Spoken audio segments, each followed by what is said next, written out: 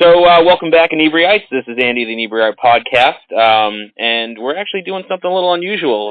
We always record from our favorite studio at the Craft Beer Cellar on Main Street in Plymouth, but actually I have a phone-in guest today. About 6-8 months ago, I stumbled across a YouTube channel, and since I'm a big nerd myself and love D&D, I found DM's Craft, and it's hosted by DM Scotty, and DM Scotty's joining us here today. So thanks for joining us, Scott. Oh, hey, glad to be here. I've been watching your channel, and basically what your channel, you take very simple items, found objects, stuff you find in the craft store, and make terrain and pieces to enhance your gameplay. Can I assume that you are an old school gamer? Like, when did you start gaming? Yeah, I'm a pretty old guy, so I gamed with the original D&D, but, life happened and I got out of it, and I did a little bit with my kids, but when I got older, actually about 10 years ago, my friends were like, we used to play D&D, it was so great, we should play again, and we started playing, and I've been playing ever since.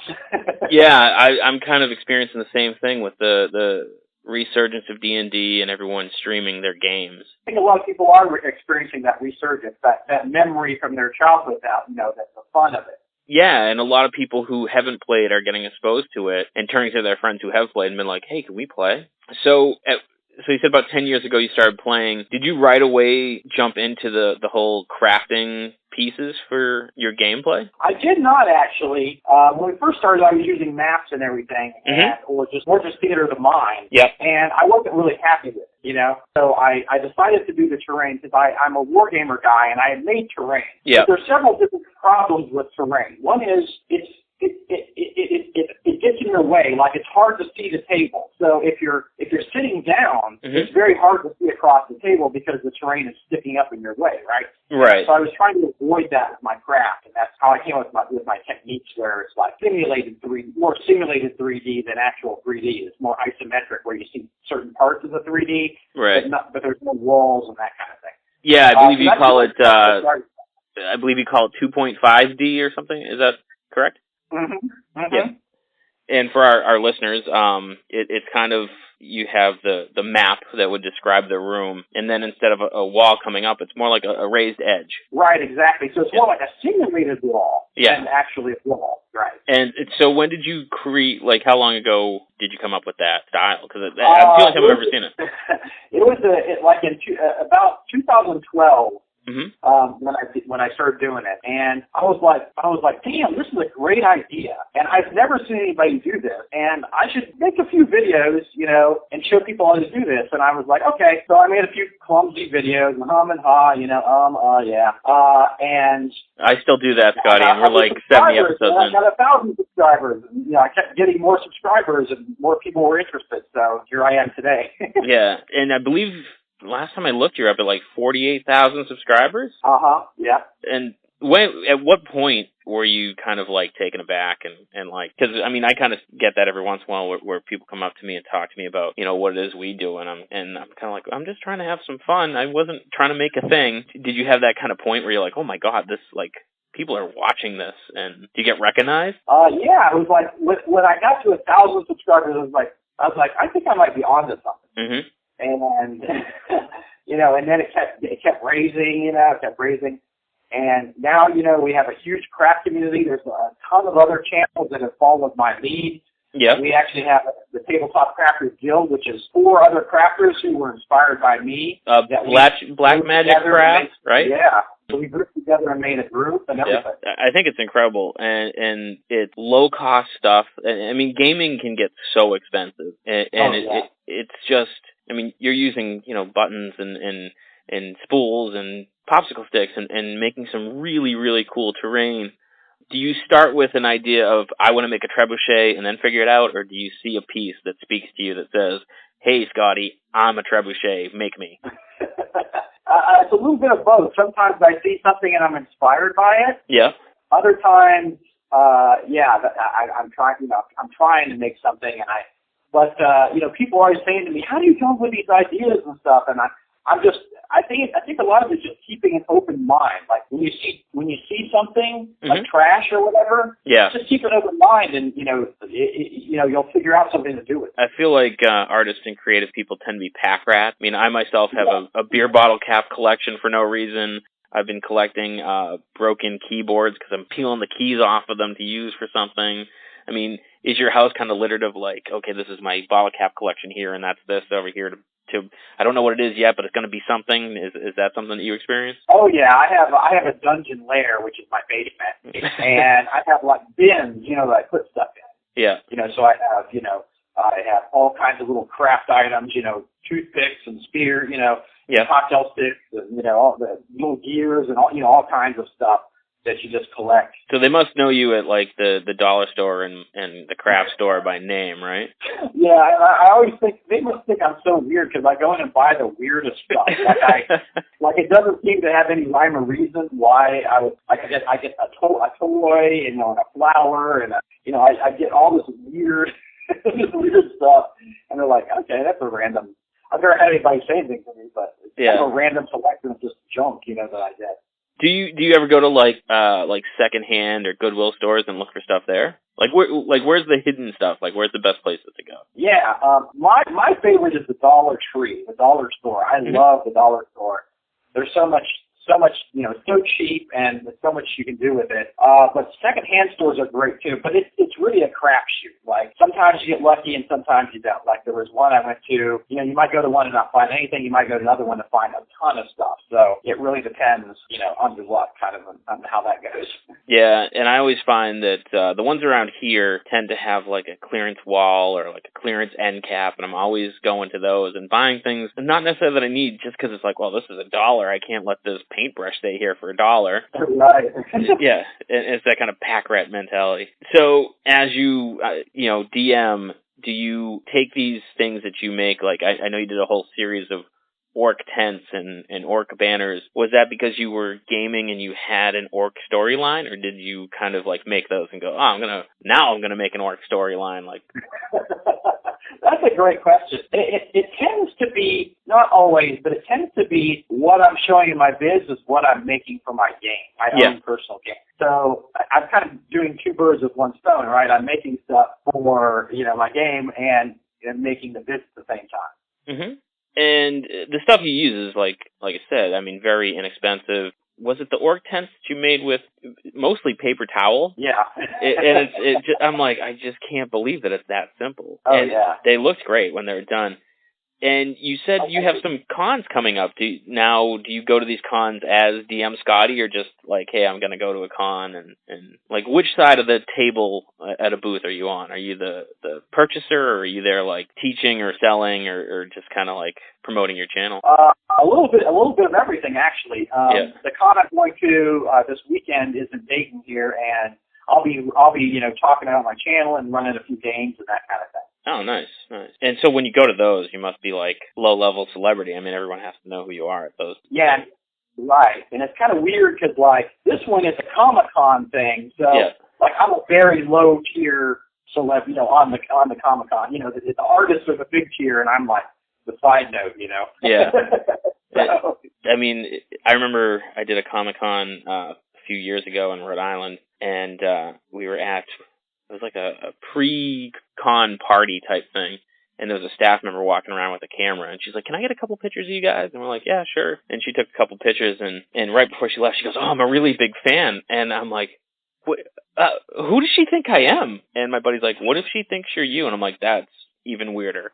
So has DM Scotty evolved to, is this your job now? Are you just a YouTuber? I would love to do that. I'm kind of a late starter, with as far as the monetization thing, really that wasn't my goal. I didn't say I'm going to get on YouTube and be rich. Right. I this is a niche thing, and I knew I wasn't going to do that. That wasn't my central focus. Right. But, I would love to do that. I am concentrating more on that, so I'd love to do it full time, but I don't make enough money to be able to do it full time. Right. But. Do you do a creative type thing in your day job? No, not really. I work for PBS, but I'm not in the creative part of that. Oh, okay. Oh, that's cool. So from a DM standpoint, I've experienced this in the past. I'm lucky that it's not happening right now, but I feel like once you kind of cross over into the realm of being a DM, you kind of get stuck a little bit.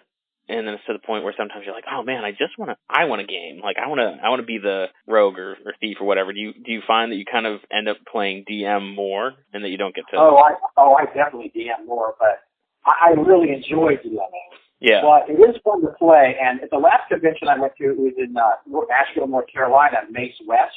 Mm-hmm. I got to play with my wife, daughter, and her friend. And so that was kind of nice. Because I never get to play with them. You know, I'm always DMing them or whatever. Right. And never get to play with them. I see. It's a lot of fun to play with them, yeah. Yeah, my son just started DMing for his friends and his sister.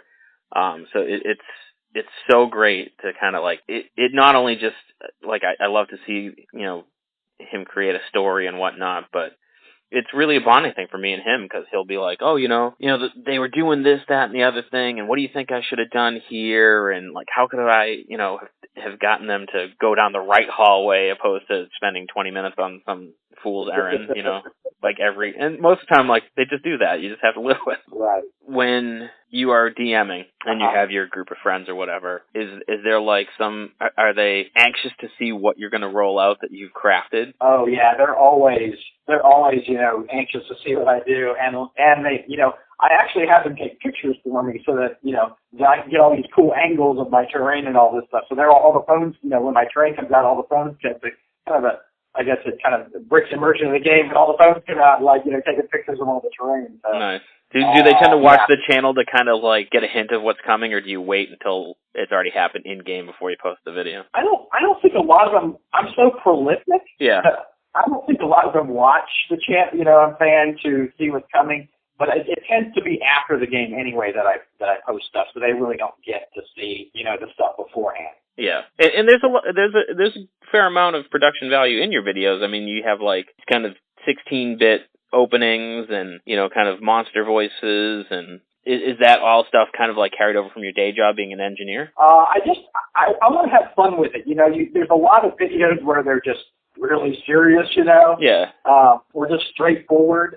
It's like, why not have fun with it? You know, why not be goofy? Or, you know, some people tell me I'm too goofy or whatever, but I think that's my personality. Yeah, I think that lends credence to your videos because it makes you more sincere. Oh, I feel so too. It's how I am. I mean, I'm not putting on an act. It's how I am. So. Right. You tend to use kind of craft store items, paints and whatnot. The one question that every time I watch is always kind of in the back of my head is you use a lot of glue sticks.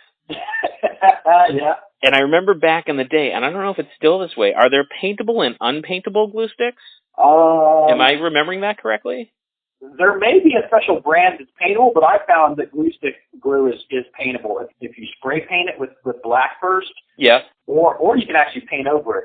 I find that acrylic paint doesn't necessarily stick to it super well. Yeah. But if you base paint it first with like a flat black spray paint, then you usually don't have any kind of problem. Oh, okay. Well, that's good to know. That was like the one question that I was like kind of in the back of my head. I'm like, I don't think you could just paint on, but that is probably because you prime it first. Right, I like to prime it first. Right? Yeah. So what are like the go-to tools that you have to have in order to DM craft? Are there like kind of your standard, you know, Batman utility belt type tools that you always have? Right. I do have a website. It's the dmscraft.com. You know, that is the site. You can go there and I say like crafting levels and different tools you can get, so that kind of helps, and I explain why. You know? Yeah. But I think it kind of depends on what kind of. There's so many different ways to do it. Mm-hmm. It kind of depends which way you're going to approach it. So if you're going to approach it like my original 2.5D, you can really get away with just some craft paint, a box cutter, and a glue gun. Really, you could get away with that, you know what I'm saying? But, you know, with other ones like, you know, if people are doing styrofoam, you want to get, you know, cutting tools and that kind of thing for the styrofoam. So it really depends what kind of way you want to go. And I like to use I have a new system called Tilescapes, which I use tiles that don't have walls. The edge of the tile is just defined by the edge, literally the edge of it, and by kind of like the isometric elements I put on it, like archways and windows and doors. Yep. So it's ultimately like modifiable. I can put it in, set it up anyway. But so that, if you're going to do that, I use cork and I soak it in white glue and harden it. And so, if you're approaching it that way, you want to get a lot of glue, Elmer's glue all, which isn't that expensive. Yeah. And then, you would need, I use foam for stamps. I actually stamp the texture on there. Like I make a stamp out of foam core. I take the paper off the foam core and just stamp it on. So it has that grid where you can kind of count off 5-foot squares. Yeah. Mm-hmm. Mm-hmm. What is there like one piece that you've built that is still kind of where you kind of look up on the shelf and be like, yeah, that thing looks awesome? Is there like one that like really is your crowning achievement? I put a lot of love into, a lot of my stuff, but I think probably I'm really known for my purple worm. Like a lot of people have done the purple worm. Yep, I remember that video. It's made toilet paper tubes. Am I getting that right? Toilet paper tubes. Basically toilet paper tubes and toothpicks, and it's just all basic stuff, really cheap stuff, but it came out fantastic looking. And it did look really good, and I recommend to our listeners, just Google DM Crafts Purple Worm. And you keep your videos short, too. I've seen some videos that are like 40 minutes long, building something small, where you're just like, I have developed a short attention span from YouTube and whatnot. Like, I want to see like a quick, 15-minute build. Is that intentional? Do you keep it kind of shorter, or do you plan to do longer? I do, yeah. I try to keep it pretty quick and concise. People have lives, and their time is actually very precious, and I respect that. So there's a huge community on things like Twitch and whatnot. Do you ever live stream your work? I've done some games on my channel, but it's really difficult for me because I don't have a dedicated camera person. Yep. So I essentially have to set up the camera, just whatever angle, and like let it run. And that's really difficult when you have terrain, when you're trying to show the terrain and stuff. Mm-hmm. That's very difficult. And I don't want to mess with that, when I'm DMing, because, your brain has a limited amount of space, right? Like RAM, essentially. So if you're like worried about the camera and all this other stuff, you're not worried about the players having fun at the game. You're worried about something else. Yeah, true. Yeah, so I don't want to waste my RAM on that. But yeah, I've never been really happy with building my game just because I can't really capture it very well. Yeah, from just a static camera. Mm-hmm. So, what style of DM are you? Do you kind of like the games that are dungeon crawls, just kick in the door and kill things? Or are you more like a political intrigue? Like, what games do you like to really plan for your players? Yeah, that's a great question. And there's such a gamut of different, some people just love to role play the whole time and not roll any dice. Some people, love Dice Fest, or they love super tactical combat. Mm-hmm. And honestly, my players are the whole gamut of that. Like, some are just live for combat, and others like to role play more. So I try to satisfy everybody in the game, that way. So I try to have enough stuff for everyone, is what I try to do. Yeah. What's your go-to favorite beastie that you like to throw at your people? Be my favorite. It's so hard to say, but I really enjoy throwing the classic D&D monsters at the players. Yeah. And my players didn't really grow up on D&D necessarily, so I know a lot more about it than they do. And so all this stuff is new. It's not like they have the monster manual memorized. Some players can tell you the hit points of the monster. Right. You start to describe it, and they go, "Oh, I know what that is." Right, exactly. Yeah. They have no idea. So I love throwing like all the classic monsters at them, that kind of thing. So it's fun. It's fun. My favorite is Rust Monsters. Oh. I don't care how big of a badass you are. Once it eats your sword, suddenly you're like, whoa, can't we leave it be? Yeah. And I like using monsters in unusual ways. Yeah. Like unexpected ways. That kind of thing's fun too. To kind of turn over their expectations, is always fun for doing at the end. Do you do a lot of homebrew stuff? Actually, I don't. I run a lot of modules, but I'm never happy with the module. Like, I don't just sit down, open a module, and run it. You know what I'm saying? It's like the model is probably at least 50% changed by the time I'm done with it. But modules are a great place to start. Mm-hmm. Because if you're looking at that blank page, you're like, oh boy, But if you have somewhere to start, and it's like, here's kind of the plot, and here's what's going on, and all this, here's the monsters. It's like, I can work with this. I can modify this to suit my game, but I can work with it because I have something to start with. Right, and it's a big time saver. Because to me, that's the biggest thing is, people look at D&D as like, it's like 5-6 hours when you play, but DM, it's like, it's 8 hours before you even get to play. Right. So I definitely recommend modules if you're a DM who's starting out for the first time. It gives you kind of some parameters to kind of work within. Oh, totally. You can always make it your own. Never ever be afraid to change anything in a module because the players don't know. They don't know what's in the module. They don't know you changed anything. They have no idea. So change. That's the biggest thing I can say. You can change whatever you want. Never be restricted by any kind of module. Yeah, and so as you go through the module, reading what's coming up, are you looking at it going, this would make a great episode, build this puzzle door or chamber? So do you kind of like go through as you're reading and be like, there's an episode of DM's Craft? I do. I do really think of it in visual terms, and I think it helps the players, when you put stuff on the table.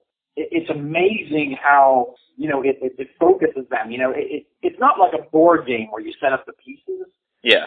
It becomes like the world. You know what I'm saying? Like you're all hyper-focused on this little piece of the world that's laid out in front of you on the table.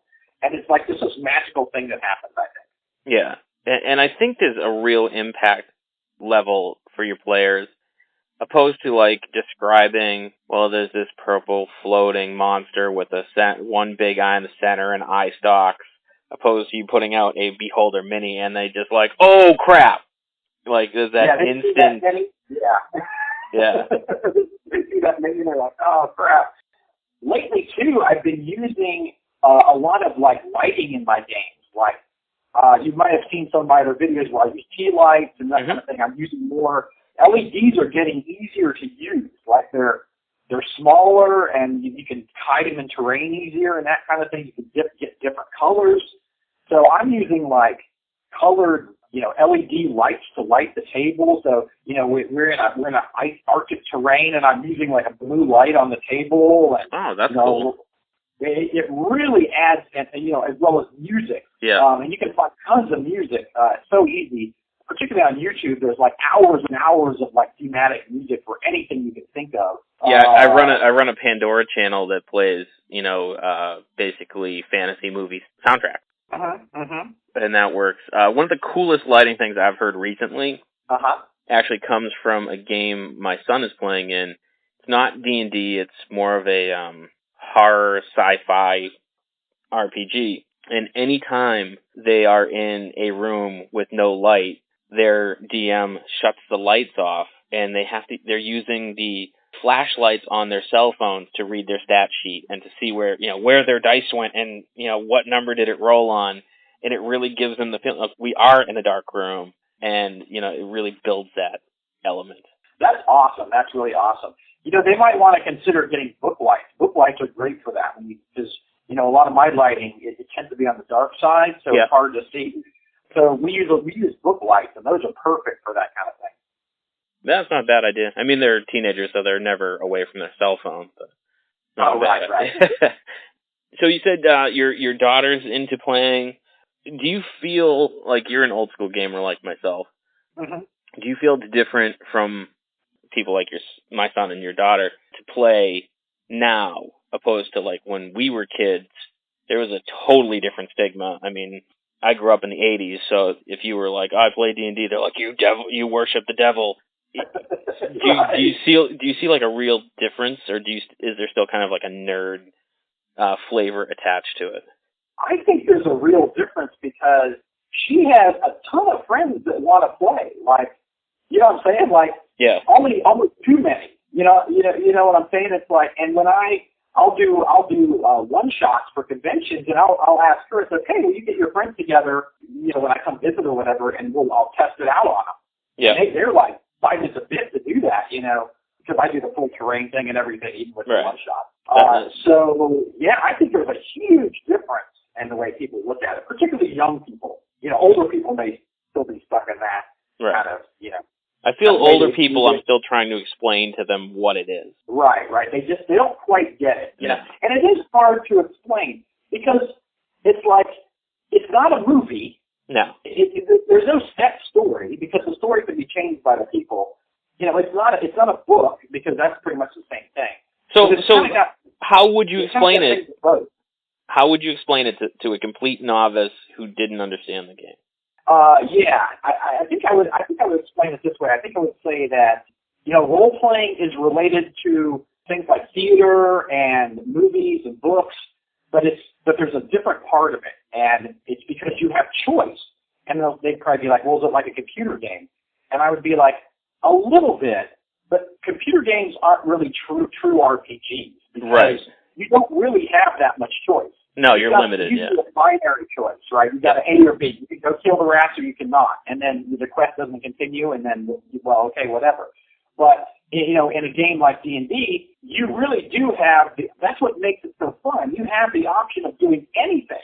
If you don't want to fight that encounter, you can work through it by making a negotiation with your enemy. You don't have to fight that boss encounter. Maybe you make a tenuous peace with it, and you make a deal that you're going to help each other or whatever. You could never do that in a computer game. You've got to fight the boss monster, right? You don't have a choice. That's what makes it so amazing and special. And, and not only that, the kind of moral choices that the characters have to make. Like, I really throw that into the game. Mm-hmm. It's not, we want to go to room 1 or 2. It's like, okay, do you want to kill this person? Well, if you do, the person has a family and they can starve to death because they don't have a breadwinner. You know what I'm saying? Like, I love to give them like hard moral choices that they have to make, and that's really fun too. That's why the game's so amazing. I always like to work in, the repercussion. You double cross this person or you wrong this person. They didn't go away, and they know who you are. And when they come back, they'll be ready for you. So I like to work that sort of thing. Exactly. There are repercussions in the world. You affect the world. Yeah. I totally have that in my game also. Now, there's one thing I do in my game. I think a lot of DMs don't, but I think it's kind of a mistake. And I'll tell you why. One thing I do is I don't hide anything from the players as far as about the other players. So currently in my game right now, I have an evil NPC, right? Uh-huh. And he's kind of working against the players, but he needs them. He needs the other players to get to basically the end of the adventure, right? The end of the campaign. So they need each other, and they help each other, but they don't trust him. And there's a reason, because everything that happens, they see. Like, I don't take him in the other room and talk to him and hide it. We do everything out in the open. Mm-hmm. Now, the characters can't act on things they don't know or see. Right. You got to be very clear about that. But the great thing about it is, think about watching a movie or a TV show, and, it's great to see these characters get in predicaments, right? And you're like, what are they going to do? Well, it's the same at the table, right? If you take somebody aside and tell them, blah, blah, blah, blah, blah, and the characters, they're sitting there, they don't know what's going on, it's not that exciting. Okay, it might be a surprise when it happens, but big woo, a surprise isn't that great. But it's the tension that builds up, and the conflict that builds up is much more interesting than, a surprise. Kind of like that. Yeah. Phil's going to screw us over. I know he's going to screw us over at some point. It's coming. Yeah. Yeah. Right, exactly. And I have all this stuff happen, in front of them, so they know, that he's evil, and they know that and they have reasons to suspect him at this point, but they just can't really act on it. It was funny. I had one part where the warrior, my warrior in my game, rolled these great stats because I have them roll 46 and discard the lowest die. Mm-hmm. Well, he rolled horrible on his intelligence. But he rolled all these other great stats, so he's like, okay, I'll keep it. So he kept it. And his intelligence was like 5. Like, he's got a really low intelligence. Those are my favorite characters. I love characters that are like, have one really terrible. Right. And so the warlock, the evil character, his patron was telling him to get this thing, and they almost caused this problem where they were negotiating with the dragon, and the dragon caught it, and if the dragon would have, they would have attacked the party, right? So he almost got killed, literally. And the party was all upset about it and everything, and so the warrior, they get back to the boat that they're on, and the warrior's like, well, I want to punch him in the face and knock him out. I'm like, okay, roll for it. So they roll for it, and the warrior makes it, and the warlock doesn't. So he just basically knocks him out cold because his character, knew everybody was upset and didn't understand why. He didn't understand it. He didn't know what to do. So he just hit the guy in the face and knocked him out. And then they discussed it. They discussed what they were going to do. I thought that was a funny character moment because it just seemed like something this character would do. Like, I don't understand what's going on. I'm just going to hit him and knock him out, and Yeah.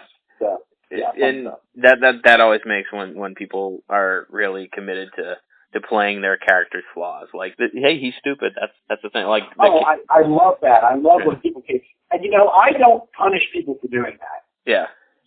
If people play their character or they don't metagame, like I won't punish a kid and they get in a bad situation. Yeah. Like, I will help them out as a DM. Like, they won't die for it. You know what I'm saying? Like, they won't die because they played their character. Right. What is one tip that you would give to DMs who are starting, like a common DM mistake or don't get into this kind of situation? Like what's that one tip that you give them? As a DM, you're always learning. Every game is a learning experience. I think the main tip is you're there to have fun, right? Mm-hmm. Don't be a rules boy. You want to follow the rules, but don't be like a rules psycho. Don't be they didn't do it my way. Yeah. Because the game isn't about doing it your way. The game is about doing it the way they want to do it, and you want everybody to have fun, including you. So right. So make the game fun. If fun has to come over a rule, then make that happen. You know what I'm saying? Don't follow the rule. Yeah, and I always like the fact that Dungeons & Dragons is very friendly towards the house rule. Nothing to me slows a game down more than someone be like, oh, hang on while I look through this book to find the slight it doesn't matter. Like, just give me a die to roll, estimate what you think it would be, and we'll work it out later. Like, to me, to spend 20 minutes to find out, like, the damage on an unarmed strike, or right. It's just like, you gotta keep the game. It's like someone stopping in the middle of a movie to check the script. Right, exactly. It really is. That's a great analogy. So back to DM's Craft. You have this channel. How many videos are on your channel already? Oh my gosh, I think I'm about up to 700. Oh wow, okay, I got some watching to do. I've watched a bunch, but I haven't watched 700.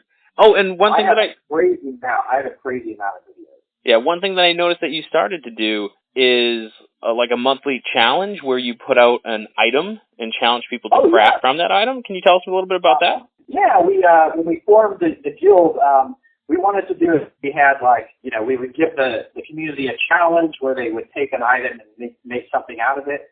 And, we had our first month in February and we got some great entries, just really fun. It's just a great way for the community to see what other people are doing and, get ideas, get ideas from the stuff. So February is plastic bottles, right? Yeah. That last month was plastic bottles. We had some amazing entries. Yeah. Do you post, I know on your video you showed like the 2 winners. Do you intend to post kind of the other ones that people submitted? That is a good point because we only posted really the five kind of finalists, in the community. So now, how many entries did you get? I suppose that's the real question. I mean, if you had like thousands, then. Wait. I think Wylock, who's one of the members, he's from Wylock's Crafting Vids. Mm-hmm. He did a video where it did show all the entries. Oh, okay. Then he showed the finalists. So he did show all the entries there. But we each do a different video for the thing. Like I did the video for the prize, and then I did the winner, and he did showing off the entries, and then DMG Info did the announcement of the contest and all that. So we're gonna switch up those rules, month to month. Mm-hmm. And so those videos will be posted on the DM. It was a Facebook group that's called. I don't want to get it wrong. It was what's it called again? The Tabletop Crafters Guild. Okay, so the videos will be posted there, all of them. And March... As well as the 4 Guildmaster channels. Right, yeah. And March is a paperclip, if I'm... Yeah. Which is proving to be very difficult, because it's tricky to do something with that. Yeah, that's going to be interesting. So you're planning these videos, is there like a short list of things that you want to build? Like when you come up with an idea, like jot it down, like, okay, I'll make that. And like, how long is that list? It's huge. And not only that, I have so much footage that if I quit my job and started making videos, and that was my job, it'd probably take me a year to catch up to all the footage that I've shot. Like, I can't... Oh, wow, already? I can't produce the videos fast enough. Yeah. From everything I've shot. I can't. Wow. So there's stuff that you've already built, already shot, that just hasn't been assembled into a finished video. Wow, that's impressive. Yeah. I mean, do you see your family? Yeah. Well, my child is, an adult and moved out, so, it's just my wife and I. And so I do have that time. I don't have, children to worry about, and my job is like, I work 4 10-hour shifts, so I have 3 days off, so that's kind of... so that is nice. So you mentioned your wife, you said that she plays. Does she support the whole YouTube channel thing and understand that, or is she kind of like, I don't know, what you're just playing in the basement? She's amazing. She really doesn't like to be on camera. Yeah. But she totally supports everything I do. She thinks that it's great. She loves the terrain. She loves playing in my games. She's an amazing player, actually. She usually becomes the kind of de facto leader of the group because she's so smart, that the players kind of defer to her, Yeah. But yeah, she totally 100% supports everything, which makes it just that much. That's gonna make it easier, yeah. So key us in, like, what are a couple videos that we can expect to see coming up in the near future? Even just kind of like what types, are they gonna be siege weapons or? Yeah, I'm looking at some jungle terrain now because my daughter's actually running the Tomb of Annihilation, which is kind of in a jungle, area. So I'm making some jungle terrain for her. I actually made a zombie Tyrannosaurus Rex. Oh, wow. Looks freaking, I'm so happy with it. It looks freaking amazing.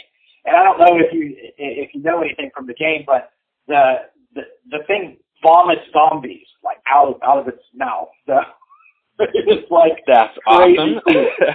Yeah, it's crazy cool. So I had to make one, and I started off with a fairly, I think it was a $10 T-Rex, pretty good one I got on Amazon, but just $10, and with some hot glue and paint, and I transformed it into a zombie T-Rex, and I'm just super happy with it. When you do home improvements, do you use hot glue and paint? Yeah. I feel like the home improvement person's like go-to thing is duct tape. I feel like yours is hot glue. It is. Yeah, it's funny. I've never really used hot glue in any kind of home improvement project. Yeah. But yeah. I use it all the time like that. Yeah, I remember you made, I believe, a 2-tiered fountain, and you used a lot of hot glue as water in it. Oh, yeah. Yeah, it looks great when it's done. Do you kind of accept people's suggestions? Like, do people, like, email you and whatnot to be like, hey, can you build, I don't know. I do, yeah. People will ask me to do stuff a lot, and sometimes I get to it and sometimes I don't, because like I say, I'm so backlogged with what I've already got shot, or what I've got produced, so, it's hard to go back and like, oh, well, I already have this year's worth of footage, I'll go back and do that. But yeah, sometimes I try to accommodate that, or, at least answer them, a way they might be able to do it themselves. Oh, nice. What is your most popular video on your channel? I think it's the purple worm, actually. Is it the purple worm? I think it's the purple worm. It's funny. I have literally seen a purple worm on sale on Etsy, I think. And I took one look at it and went, that's DM Scotty. Like, it was... Oh, that's hilarious. A slightly different paint job, but I'm like, that is so clearly... They watched the video and they put it up on sale on Etsy. It gave me a little chuckle. But I think what you're doing is amazing. It's very cool. I'm always pressed for time, and I'm always watching stuff going, oh, I really want to, that'd be cool. I should build that, and I just haven't found the time yet. Do you have a website specifically for DM's Craft? Yeah, I recently did one. It's just, if you type in the DM's Craft, you'll find the website. And yeah, I've got different links for like starting equipment, and then like more advanced equipment. I'm still building on the website, but I haven't done the tilescape section yet, but I'm still building on it, but I've got like different advice, and I've got, different crafting materials and that kind of stuff. So it's a good place to visit if you're, thinking about this hobby. Yeah. And so they can find you there. They can find you on YouTube, obviously, DM's Craft. On Facebook, on the Tabletop Crafters Guild. Do you still have a Patreon? I know you had a Patreon for a while. I do, yeah, and it's pretty nice. People are just really, I'm just amazed how generous people are. And I try to do, extra content for that. I try to do something a week for that.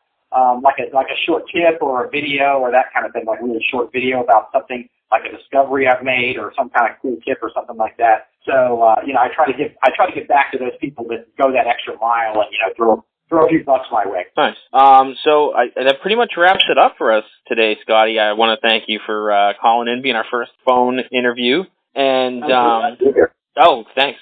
Yeah, it's a pleasure. Hopefully our listeners will check out what you have, and I know I'll continue to watch. So thanks again for being a guest, and hopefully all your criticals will be 20. Oh, yeah. My players hope I don't get criticals, but... All right, man. Thanks again. Hey, take care.